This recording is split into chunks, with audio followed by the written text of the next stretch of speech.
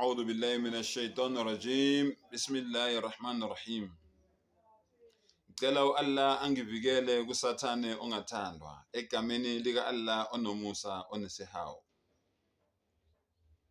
Bafowethu bengibukele lokuzana i-podcast ka Gift Media lapho bekukhona khona ubaba uNdabezitha nobaba laba ababili basekuphakameni. Hayi bafowethu ngiyibukelile impela.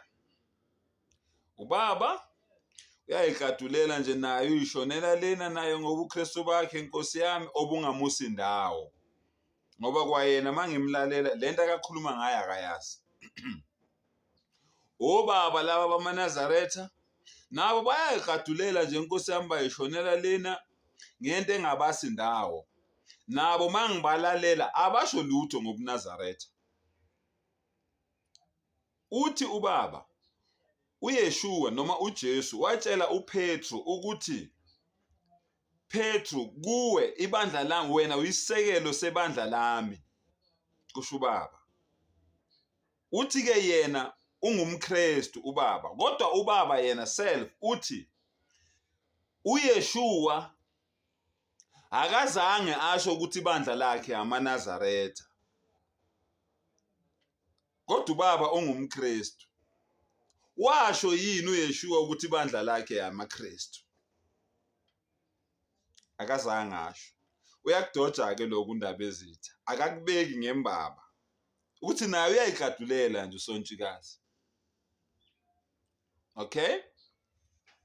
Uthi mina sontshikazi ngingumKristu. Kodwa qeda ukusho yena ukuthi alikho uYeshua ibandla aletha wathi amaKristu noma wathi amaNazaretha. INazaretha yindawo la azalelwa khona. Kusho ubaba uMbatha. Bathi labo baba laba bamaNazaretha bona benza konke abakufundiswa umqali wendlela. Baze baphethe incwadi. Benza konke abakufundiswa umqali wendlela. Kodwa akekho kumaNazaretha engimuzwayo ethi umqali wendlela wathi sikhonze bani. Akekho engimuzwayo. Umqali wendlela wathi sikhonze bani, yena wayekhonza bani. Kanjalo nobaba uMbatha angimuzwa mayethi uYeshua wathi sikhonze bani, yena wayekhonza bani. Bonke ubaba uMbatha amaNazaretha bayalibalekela leli phuzu leli lokuthi ubani okufanele akhonzwe, okuyiwona miyalo wokuqala, okuyiwo lo miyalo lo ohlukanisayo phakathi komuntu oyikholwa nomuntu ongakholwa. Bobabili lamaphuzu la bayawabalekela. Bafowethu abazenzi. uSathane udlala ngabo.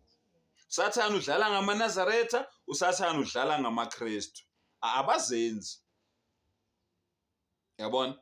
Uzwa labo baba bathini? Bathi bona njengoba bengagundi inwele yingoba kwasho umqali wendlela.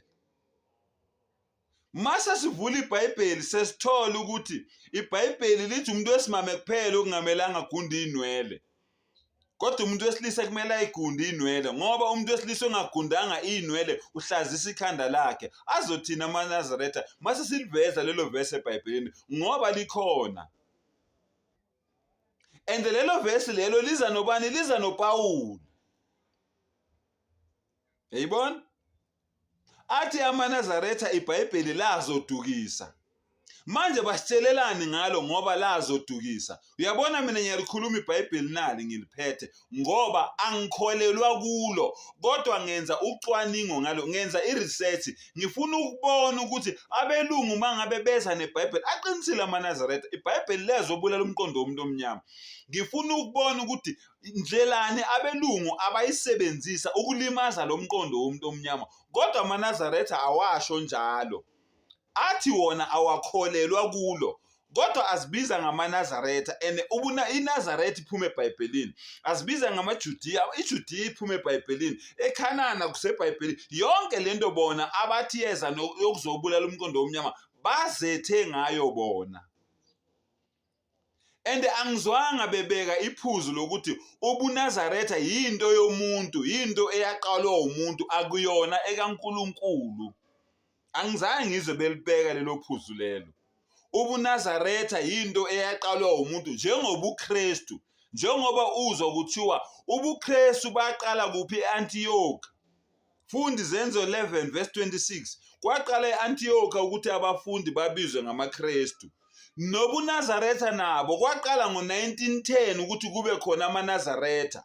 Buqala umuntu okade sonke weseli. Okade sonke elukuzana eApostolic Faith Mission waphuma lapho wayeweseli wabhabhadiswa ngo-1906.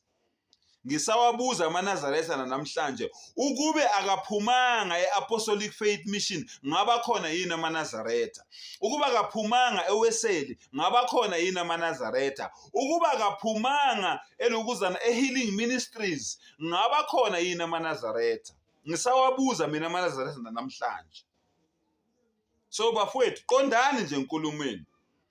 Washo yini umqali wendlela, umdli wamafa, umloyisa wakwaKhumalo, uShembe ukuthi ngikhonzeni? Uma ngabe washo kanti yena wayekhonza bani? MaKristu. Washo yini uJesu ukuthi ngikhonzeni? Uma ngabe washo yena wayekhonza bani? Nayi izinto esifuna ukuyazi, asifuna ukwazi into eziningi. Vulana amehlo ke bafowethu. MaNazaretha vulana amehlo.